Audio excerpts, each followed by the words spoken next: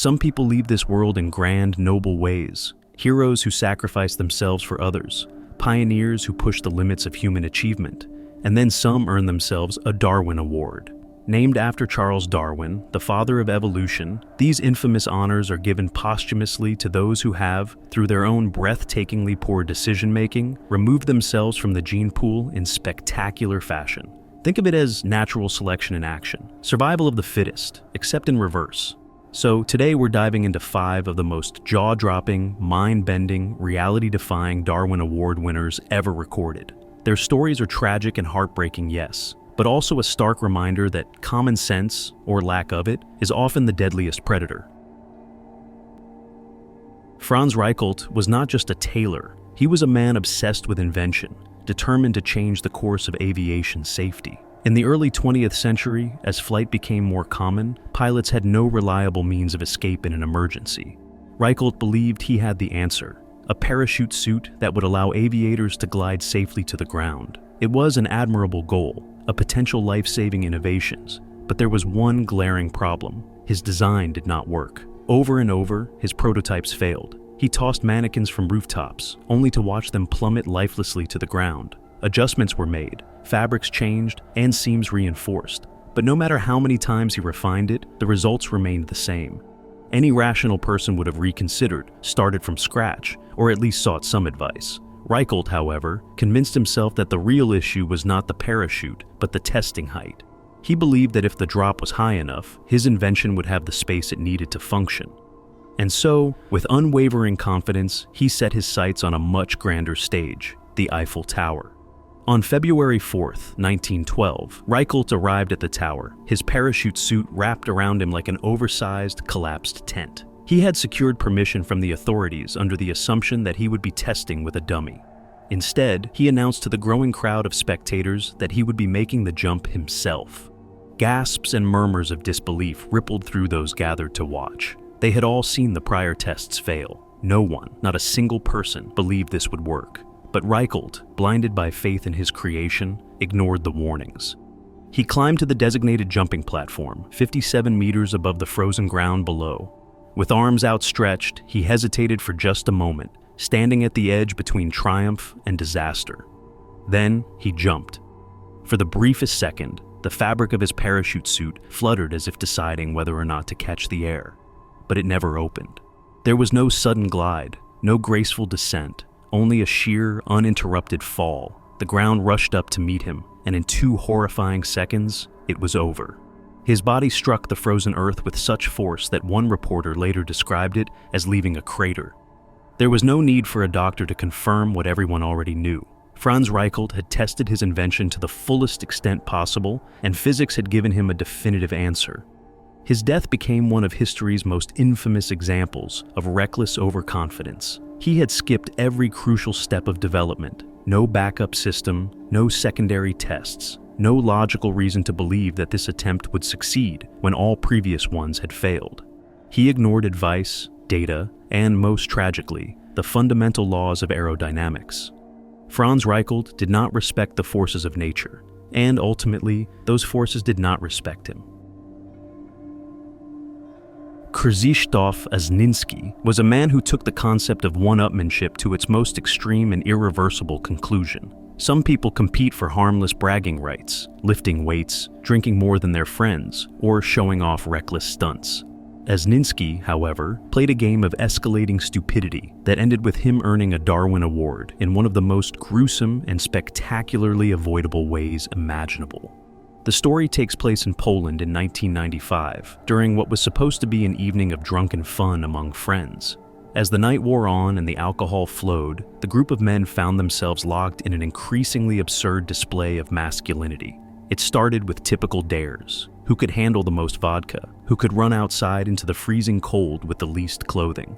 But as the night progressed, the challenges escalated from foolish to dangerously unhinged. They began taking turns smacking each other with frozen turnips, which, to be clear, is already a sign that things were going downhill fast. But this wasn't enough. Someone in the group decided they needed a real test of toughness to separate the weak from the strong. And so, in their alcohol-fueled brilliance, they grabbed a chainsaw. The game? Who could endure the most pain? At first, they started small, hitting themselves on the head and limbs, laughing off the pain, goading each other into going further. Then, one man, determined to prove he was tougher than the rest, lopped off part of his toe. Cheers erupted. Daring glances were exchanged. The challenge had been set. But Krzysztof Azninski wasn't about to be outdone. He had built a reputation among his friends as someone who would always take things a step further and never back down from a challenge. So, without hesitation, without even a flicker of second thoughts, he grabbed the chainsaw, wielded it above his head, and beheaded himself. Yes, you heard that right. With one final spectacular display of bizarre absurdity, Krzysztof Azninski swung a chainsaw at his own neck. His body crumpled to the floor, head separating cleanly, rolling away as his horrified friends stood frozen in shock. The competition was officially over. Now, this story has been told and retold countless times. Did he mean to chop his own head off? Probably not. Did he intend to stop just before his neck in a game of outrageous chicken? Most likely. Either way, Azninski was dead. When the authorities arrived, they were faced with a crime scene so bizarre that even seasoned investigators struggled to process it. Still reeling from the night's events, one of the men tried to explain, it was just a game. He always liked to show off. And indeed, Azninski had won. There was no one left to challenge him. His place in Darwin Award history was secured as one of the most unbelievable self-inflicted deaths ever recorded. His legacy, the ultimate proof that no matter how drunk you are, a chainsaw should never be part of the evening's entertainment.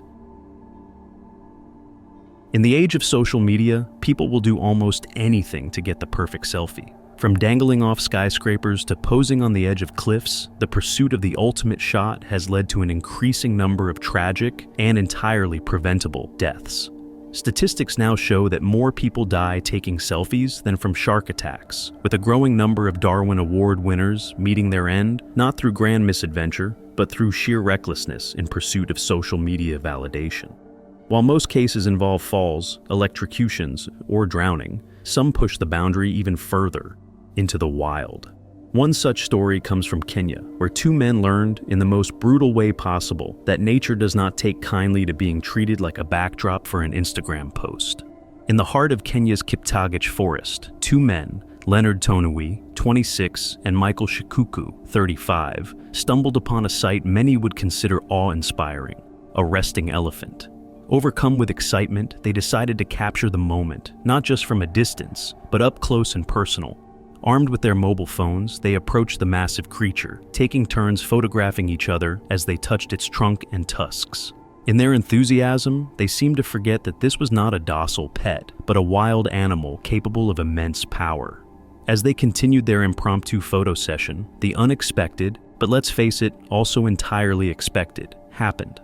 The elephant, perhaps startled or feeling threatened by the men's proximity, reacted swiftly and angrily. With a mighty swing of its trunk, it knocked both men to the ground. What followed was a tragic display of nature's might. The elephant rushed them, and within a few dust-filled, frantic seconds, the two men had been trampled to death. However, this story gets even stranger. In a behavior observed in elephants, though not exactly in this manner, it then gathered twigs and branches, covering the bodies as if to bury them.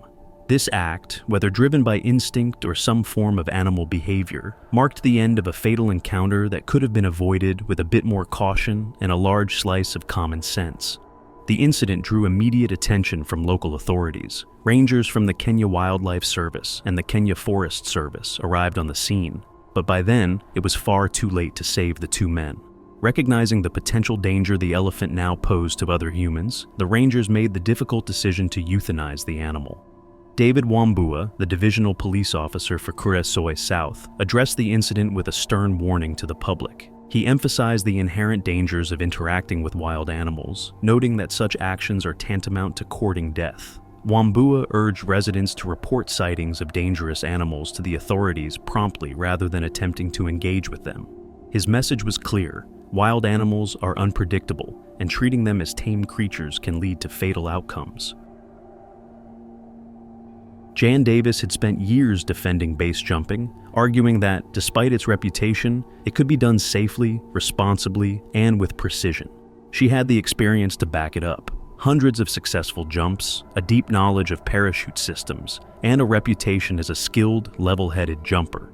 But in October 1999, standing on the edge of El Capitan, she was about to make the last jump of her life. And, in a grim twist of irony, it was a jump meant to prove how safe base jumping could be. The controversy surrounding Yosemite National Park's proposed base jumping ban had been escalating for months. Just a few months earlier, a jumper had successfully leapt from El Capitan, but while attempting to escape park rangers, he drowned in the river below. Officials were cracking down hard, treating the sport as a reckless, unnecessary danger. John and her group disagreed. Their plan: stage a protest jump, land in a designated area, get arrested, and make their case in court. 5 jumpers took part.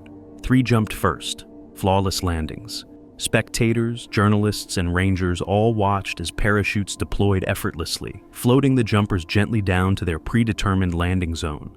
The message was clear: base jumping could be done with precision and control.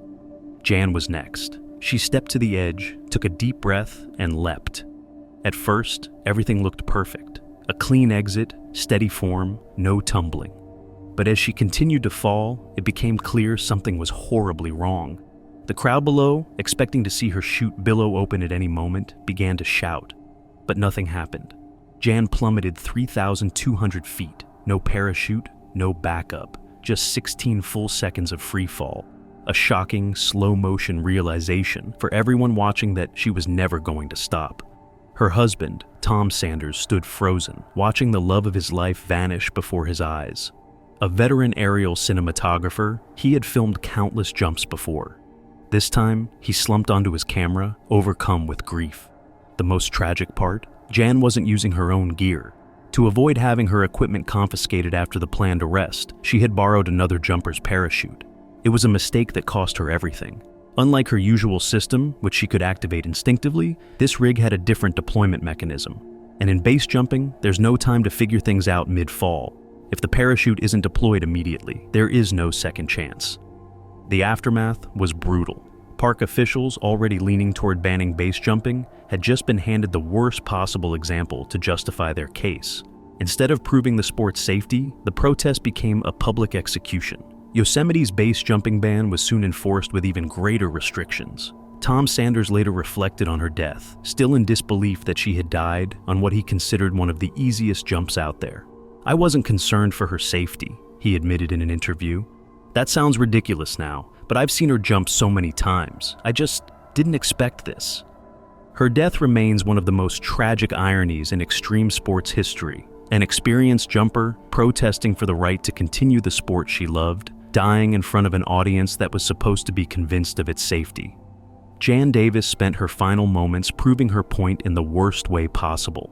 And the last thing she ever saw was the unforgiving granite face of El Capitan rushing up to meet her. Aline Tamara Moreira and Beatriz Tavares da Silva Faria had spent the day soaking up the sun on a luxury yacht, sipping drinks, laughing, and curating the perfect set of photos for their social media. Every angle, every pose had to be just right. The last images Aline posted showed her in a striking blue bikini, drink in hand, effortlessly capturing the high life. It was meant to be another perfect day, another highlight reel moment. But that pursuit of perfection came with one fatal decision. They refused to wear life jackets. When it came time to leave the yacht, the group split up into smaller boats. Aline and Beatriz boarded a speedboat along with 4 others, set to return to shore.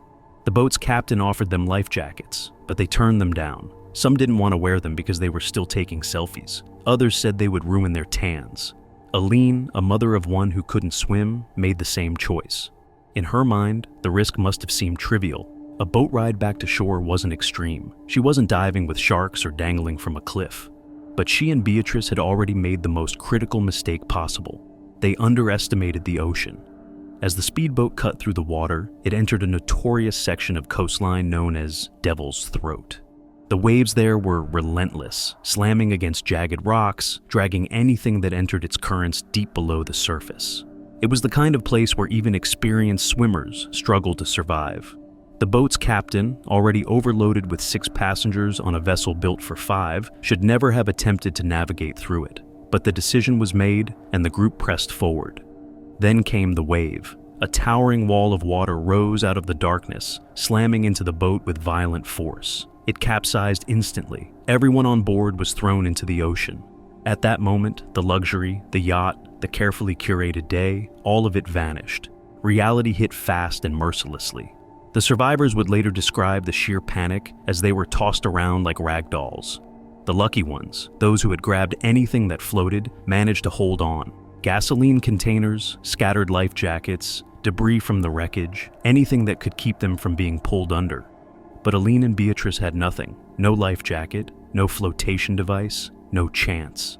The last anyone saw of them, they were struggling against the pull of the waves, their screams barely audible over the crashing water. Beatrice was the first to be found, her body drifting out to sea. Aline wasn't discovered until a full week later, washed up on Itaquitinduva Beach, her once glamorous Instagram persona reduced to a tragic cautionary tale.